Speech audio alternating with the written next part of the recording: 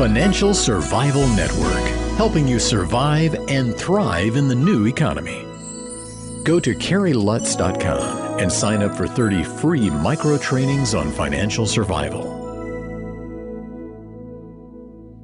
1490 WGCH. This is Kerry Lutz, and you're listening to the Financial Survival Network, which is brought to you by Miles Franklin. They've been in business selling gold and silver for over 20 years, and I'm a customer because when you buy, they ship. For more information, find them on the web at milesfranklin.com or give them a call at 800-822-8080 and get a free quote.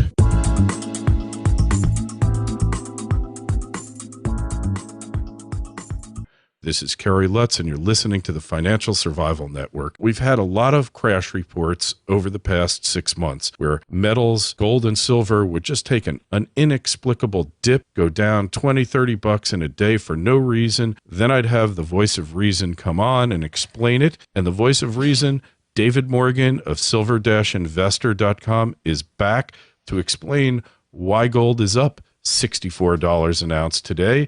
Hey, David. It's great to have you back on again. Okay, it's great to be back with you. And, why is it up? A lot of buying pressure. That's the real answer. And, of course, why is there so much buying pressure? It could be a lot of things. Most people are looking at the jobs number. A lot of people are looking at the euro, those combination of those two things.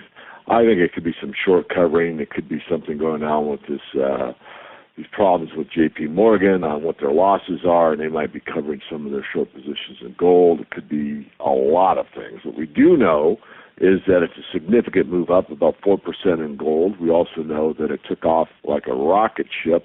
And we also know while we're doing the interview, with about an hour and a half left before the close, that it's staying on the high. So whenever a commodity moves up significantly, like a 4% move, which is huge in any market, and then it stays at the high during the rest of the trading session, and we don't know if that's a fact yet or not, but let's say that it is, that is very, very, very bullish. What that means is that everybody that's short is trying to get out before it goes even higher, and people that want in are willing to buy at the high of the day because they think it's going to be going higher the next few days, next few weeks, next few months. So that's about as bullish as it gets. That's how I'm reading it right now. You can make a case for several things causing this drive to take place, but it's really, really welcomed basis what's been going on the last few months in the gold and silver markets. Hey, and speaking of technical science here, we burst through 1600 like it wasn't even there, like Charlie Sheen checking out a rehab. And if you look at silver, it's up at this particular moment, and we're talking here on Friday, June 1st, National Donut Day. Silver's at 28.59, at least my latest screen update. And the other thing that's happening, David, and you're probably not aware of this, Kitco's site is crawling right now, and that means there's huge traffic coming over to Kitco, humongous traffic that's slowing it down because they've got a huge infrastructure and they can deal with almost any amount of traffic. But when you see Kitco slow down, you know that the world's attention is on these markets now. Oh, that's exactly right. And I just want to comment on, what's been going on just for the last 60 days in gold as an example. So I want to go back a couple of months. We had kind of a high-level consolidation during that time frame around the 1620 to 1660 level. Once we broke through the 1620 level, it quickly pierced through the 1600 level and went down over several trading sessions. And I was looking for the 1550 level to hold. And whenever you make a comment like that or a forecast, whatever, it is what it is. I'll stand by that. It actually got below the 1550 level, but not by much. So, from my perspective today and being as honest as I can, it looks to me like that was probably the bottom. Hopefully I'm right. And today's move to the upside, especially on big volume like we're having, usually is a pretty good indication that we're going to move on up. For me to be very confident, I like to use what I call my 3-day rule. And what I like to see is over the next 2 days, confirmation. In other words, 2 strong days further up for both the metals. If that were to occur, then we're really in a good position, meaning that if that happens, you have 3 up days in a row on big volume. then you're about 85% probability that bottom is in and that new trend or the uptrend will continue. So we'll have to wait and see. But very, very interesting to see the gold market up 4% a day. Very encouraging to the gold bulls. The stocks are reacting well also. And this bull market's far from over as far as I'm concerned. Yeah, it's, I knew you didn't make it to New York, but understandable. It's a long flight from Spokane, and the New York Hard Assets Conference really is becoming less and less relevant, I think, because New York is the financial center, but it's not. Nobody in New York seems to care about mining stocks. But at the time Eric Sprott gave his presentation, there was, I'd say, about 10% of the seats unoccupied, which is unusual when Eric Sprott speaks. Then Dennis Gartman, he spoke, the place standing room only, and he proclaimed that the bull market in gold was over, in which case, at that point, I should have just gone all in. I'm pretty well in anyway, but I should have just hocked to everything and, taken the wedding ring to the pawn shop and just gone all in. Actually, it is gold, but it's only 18 karat. But that was the indicator to me. When I see people aren't listening to Sprott, who's worth billions, and they're listening to this guy who is a keeper of the status quo and arguably a puppet of the elites, then this thing is bottoming.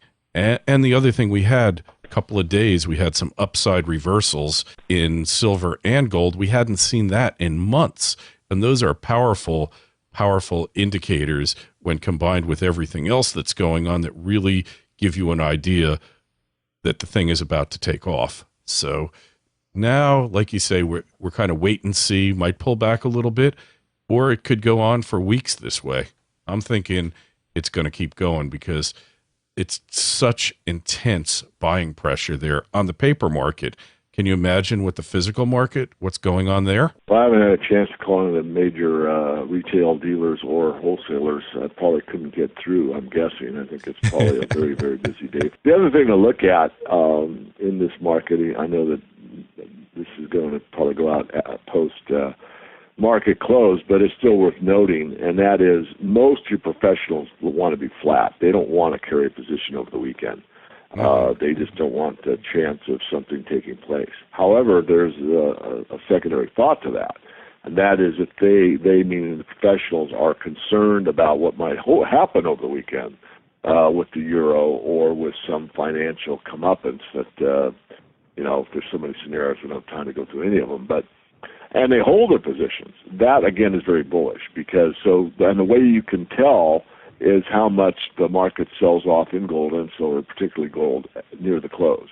So if you watch the last 15, 20 minutes of trading and gold droops off, significantly, in other words, in today's move with, $64 up, if it's off $6 to $12, I'd say at the close, $6 would be practically nothing. $12 at the close, I'd say, well, a lot of the pros are getting out and going flat over the weekend. But if it stayed right at the high or within, I'd say, 10% of the high, what that would indicate is that a lot of these guys that purportedly know what's going on are either scared or think they know something that makes them want to hold gold long over the weekend. So that's something to bear in mind as well, Kerry.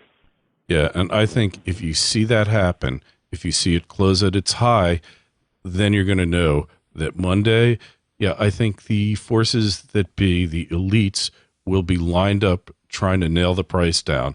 But on the other hand, they might very well continue to close those shorts because we talked about short covering where people have sold gold and silver short because they're expecting it to break 1,500. All of a sudden they wake up and they're down $65 on a contract. Margin calls are coming in. And what do you do in that position? Yeah, almost all the pros never meet a margin call. They just will let the market take them out. And so that's, buying, that's adding to the buying pressure. Exactly. So I think we're going to see some of that. And right now I'm looking at Kitco 65.70. Haven't seen a day like this since last summer. I was in Panama and gold was hitting 1950 and it was going up like this every day. And then, somebody came to the party, threw cold water on it, and which is normal because what market goes straight up unabated, that's unhealthy, and that will no doubt lead to some blow off top where everybody gets taken out at the top. They just lose it. But here, this is I don't want to call it a healthy market because you can't really call them markets with this level of outside influence healthy, but I say the markets are doing what they're supposed to be doing, right? Right. That's right. So on that note, David, I don't have much comment. On that note, David, so you're off to Vancouver shortly. Hopefully the mood will be more upbeat and happy than it was in New York at Hard Assets. If we get a few more days of this, it'll be happy golden days are here again, right? That's right. All right. Well, hey, thank you for calling in. We will talk to you again soon. Have a great week ahead in Vancouver, and we'll see what happens with this new emerging bull market in the precious metals. Very good. Thanks so much, Kerry. All right. You take care, David.